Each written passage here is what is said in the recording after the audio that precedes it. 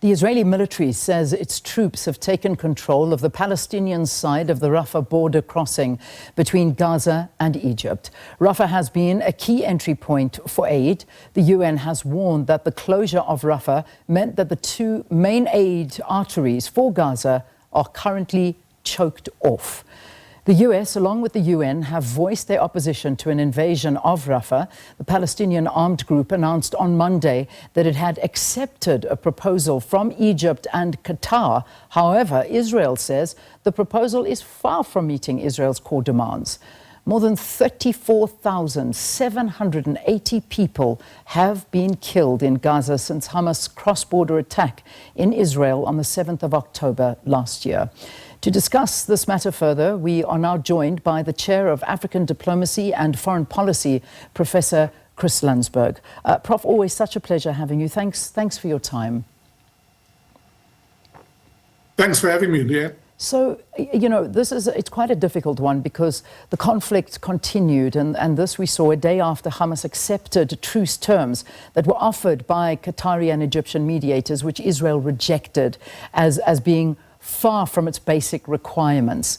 I mean, we even saw celebrations in the streets of Palestine and in Gaza thinking this could be the end. Is Hamas's acceptance of undisclosed proposals appear to be a moment of hope, or what do you make of it? So, Leanne, if you and I had this interview on Monday, you would have asked me the question in the reverse order. You would have said, Israel has now ostensibly accepted the truce and Hamas is the one playing hardball. What does Hamas do late on Tuesday? And on the eve, I should remind you, Leanne, of the 7th month anniversary of the attack by Hamas on the kibbutz in Israel, the 7th of October last year. Yesterday was the 7th of May. Hamas then surprises everybody, and Hamas accepts the deal that's an offer. And I have to point out the way I read it and the intelligence that I'm given reading up suggests that Egypt and Qatar took the lead, but the deal was signed off by America. So Israel is playing both a game here, but it's also paying a price. Yeah. It's paying a price for walking out of the negotiations when it feels that things doesn't go its way, and then it must consult with the war cabinet. But the double game it's playing, Leanne, it's a fascinating one. So yesterday we have the encirclement of the border, as you say, and the crossing at Rafah, the only crossing where food aid is allowed in. Now that's more than just cutting off the arteries. That is a prelude to a major invasion that's coming against the Palestinians, Hamas in particular. That's, of course, if you can separate them neatly, and we know it's not going to happen like that. Just one final point before I let you come back. It's clear that Benjamin Netanyahu has been playing the West. He's really been playing them. But the more serious point I want to make, he at the moment is concerned about two constituencies, and two constituencies above all. The domestic lobby that's baiting for his blood to say he must resign and even accuse him of being responsible for not stopping the 7th of October, and a hawkish cabinet with the right-wingers in that cabinet threatening him that if he doesn't go for the invasion, they will collapse his government. He's not worried about America even, least of all the other members of the international community. He's playing to do those two audiences. Yeah, and that's the reality. I mean, we're seeing, as you said, I mean, his finance minister as well as his national security minister both threatening to quit and resign and move on. I want to talk about this deal, the supposed deal that the US has actually called extraordinarily generous, but Israeli Prime Minister Benjamin Netanyahu is dismissing it as far from meeting core demands. What are their core demands? Because at the end of the day, as far as we know, is that they will not rest until they destroy Hamas. That's what they've been saying. But at the same time, there are hostages there and there are innocent people dying in the line of fire of them destroying Hamas. What do they want? What are their demands? And we're talking to the Israelis now.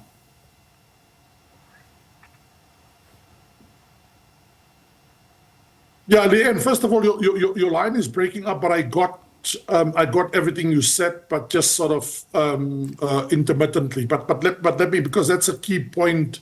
That's a key point that you are making. So what are the differences around the deal? The main reason why Hamas is willing to go for this deal is because it speaks to, even now, apparently a major swing with the US, which we can only attribute to the pressure that President Biden is under at home. Democratic Party, it now speaks openly and directly in favor of a ceasefire that will lead to the end of the war. Hamas even admitted to or agreed to release hostages, and there were periods spelled out by 30 batches of 30 persons of these hostages would be released during periods of times. Let me come to the key point that you're making. The non-negotiable for Benjamin Netanyahu, especially because he's accused by his own people in Tel Aviv, in Israel, that he failed to stop the 7th of October. So he is hell-bent on securing a victory. And what is victory for him? The total obliteration of Hamas, which I wish to state to you, in my own assessment, it's an unattainable goal. Hamas is not just a group of military infantry brigades and brigades. I mean, it's a movement. It's a movement of people, and there are more anger right now. That's the one goal for them, and the hostages. Now, just to be fair and to be objective, because I think it's very important that we objective. Hamas released during the course of the night a very scary statement that can only escalate things. They said something to the effect of, we prepare to start to release the bodies of those hostages that have died already. Now, what do you and I infer from that? Exactly what they say. Not all of the 139 hostages left are still alive. But how many? We don't know. But Hamas, for as long as Israel continues with this invasion, and I think it's only a matter of time, as I've said, Hamas is going to play politics with these bodies, and they will blame it on Israel. And surprise, surprise, Israel will blame it on them. And what will that difference do? It will just make for a further conflagration in the conflict. Gosh, it is, and it is one that we need to keep in mind, that there are two sides to this devastating story. But at the heart of it all are the people, and it's very hard not to put them at the heart of it all. Borders have now been crossed, so there is no aid. They're running again out of fuel. You hear the words coming from those that are working in literally the sliver of land, which is Rafah, which is home to 1.5 million people. Nobody can fit in there. They've now been told to go further up north because there is going to be that ground offensive, which many fear is going to result in a loss of life that we've never seen on one of the biggest scales. And people are very, very worried about that, particularly people working on the ground. Politics has already resulted in almost 35,000 lives being lost. Where does this end? Does this end when Palestine is no more and Israel takes over the land, or where Hamas retaliates and everybody else gets involved in this? Does the end even, is it in sight? Is it something that we can imagine? Let me start with the latter part, and then I come to your key first point that you asked, because I think you're asking a poignant, very important point here, Leanne, and you're alluding to that very sanguine point.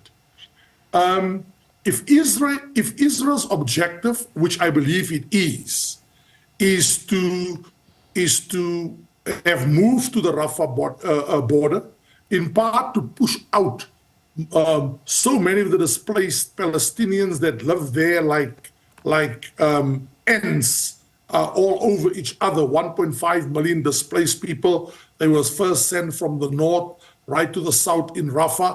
If the objective is to get them to cross the border into Egypt, and therefore to create this neverland, barren land, this scorched earth land, and you have less Palestinians, and Israel can now create greater Israel because of how they've decimated the Palestinian people through ethnic cleansing.